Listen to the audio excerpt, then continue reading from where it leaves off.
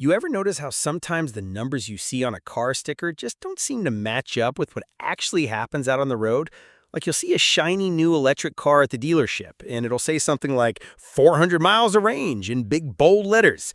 But then you start talking to people who actually drive those cars, or you check out a few forums, and suddenly that 400 miles starts to sound more like a best case scenario if you're going downhill with the wind at your back and you'd never turn on the AC.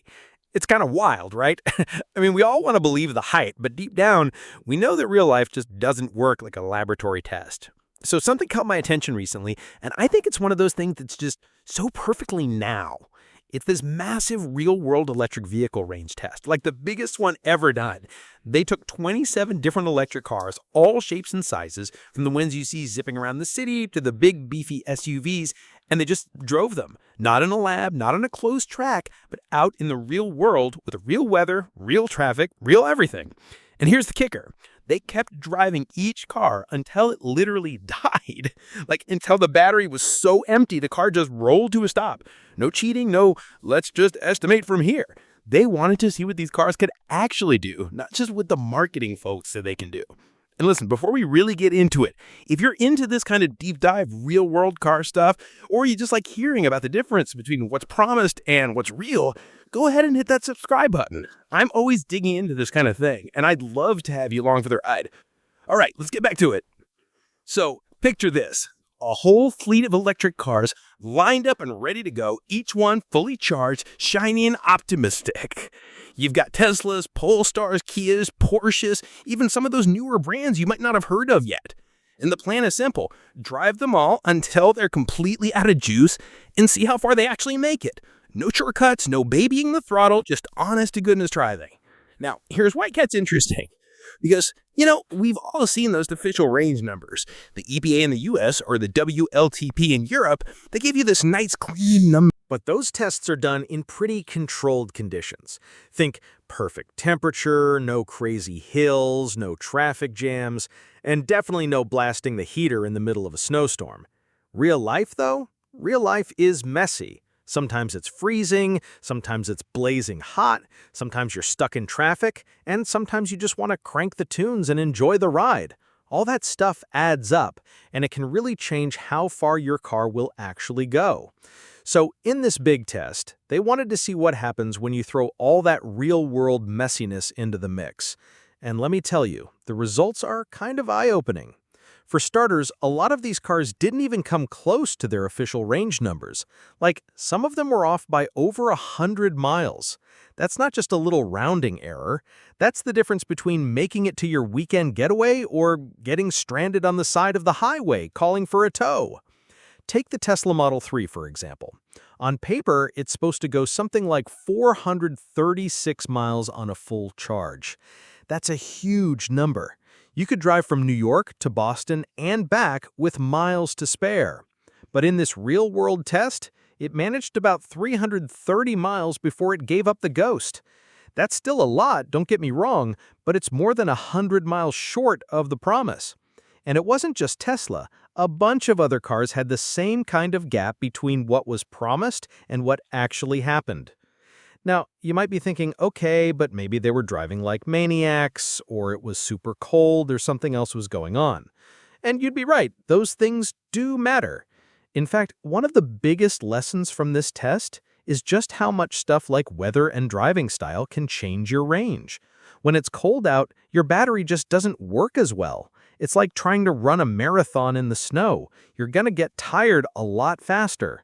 And if you're cruising down the highway at 80 miles an hour, you're going to burn through your battery way quicker than if you're just puttering around town. But even with all that, some cars did better than others. The Polestar 3, for example, came pretty close to its official range. It was only off by about 18 miles. That's impressive.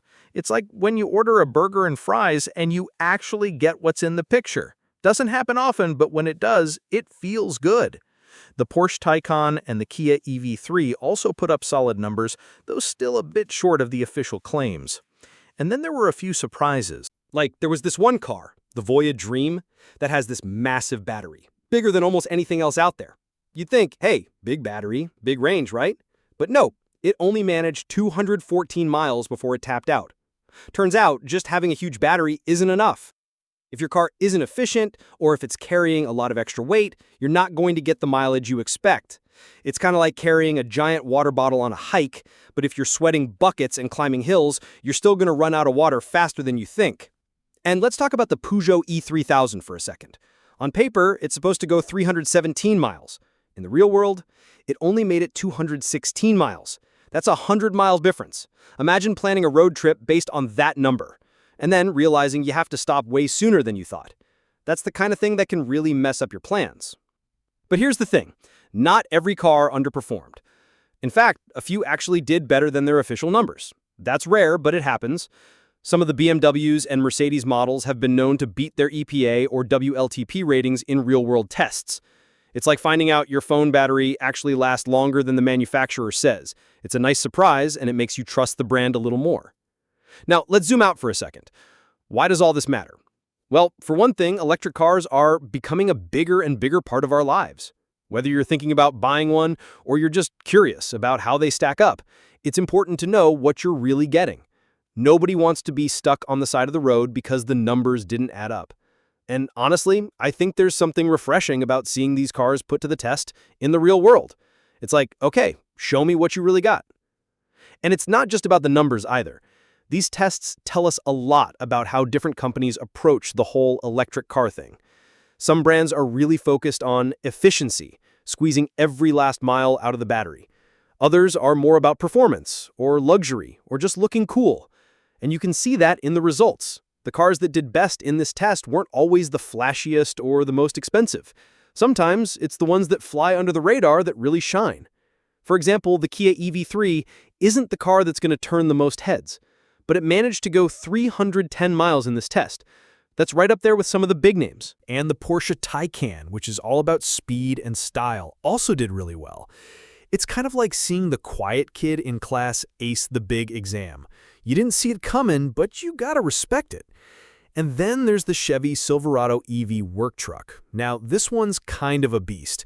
In one of the real-world tests, it managed to go 539 miles on a single charge. That's just wow. That's the kind of range that makes you forget you're even driving an electric car. You could drive from LA to San Francisco and still have juice left over. It's a game changer, especially for people who need a truck that can really go the distance. But, as with everything, there's a catch. These super long-range vehicles usually come with a big battery, which means more weight, more cost, and sometimes less efficiency. It's always a balancing act. Do you want the biggest range possible? Or do you want something that's lighter, cheaper, and maybe a little more nimble? There's no one-size-fits-all answer, and that's part of what makes this whole electric car thing so interesting right now. You know, it's funny. I remember when electric cars first started getting popular, there was this idea that they were only for city driving. Like, oh, you can't take those things on a road trip. You'll be stuck charging every hour. But these new tests are showing that, yeah, there are still some limitations, but the technology is moving fast. Every year, the numbers get better, the batteries get bigger, and the charging networks get more reliable. It's not perfect yet, but it's a lot better than it used to be. And I think that's why these real-world tests are so important. They cut through the marketing fluff and show you what these cars can actually do. It's one thing to see a commercial with a car zipping down an empty highway, but it's another thing to see how it handles a freezing morning commute or a long drive with the kids in the back asking, "Are we there yet?" every 5 minutes. One of the things that really stood out to me from this big test is just how much the little things matter. Like, did you know that using the heater or the AC can knock a big chunk off your range? Or that driving faster than 65 miles an hour can make your battery drain way quicker? It's the kind of stuff you don't always think about, but it makes a real difference. It's almost like learning to drive all over again. You start to pay attention to things you never noticed before. And then there's the weather. Man, cold weather is just brutal on batteries. In that Norwegian winter test I mentioned earlier, only 4 cars managed to go more than 300 miles, even though 20 of them were supposed to be able to do it. It's like you think you're ready for the big leagues, but then winter comes along and reminds you who's boss. It's a good reminder that no matter how advanced the technology gets, Mother Nature still has the final say. But it's not all doom and gloom. like I said, some cars are getting really close to their official numbers, even in tough conditions.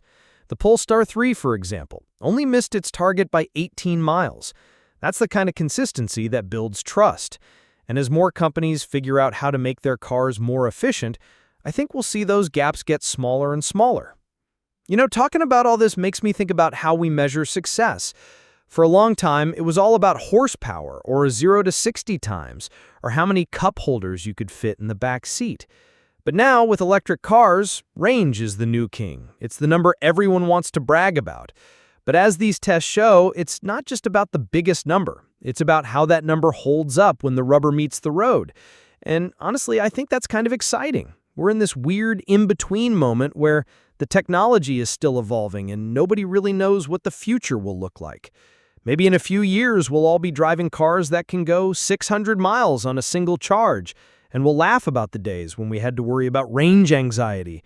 Or maybe we'll find new ways to measure what makes a great car. Maybe it'll be about how fast you can charge, or how well your car handles in the snow, or how much fun it is to drive. For now, though, these big real-world EV range tests are the best way to cut through the noise and see what's really going on. They remind us that, at the end of the day, it's not about the numbers on a sheet of paper. It's about how these cars fit into our lives, with all their quirks and surprises. So next time you see a big, bold range number on a car ad, just remember, that's the best-case scenario. The real story is a little messier, a little more complicated, and a lot more interesting. And honestly, that's what makes it fun. And hey, if you enjoyed this little journey through the world of real-world EV range tests, don't forget to subscribe. There's always more to discover, and I'd love to have you along for the ride. Thanks for hanging out, and I'll catch you next time with more stories from the road.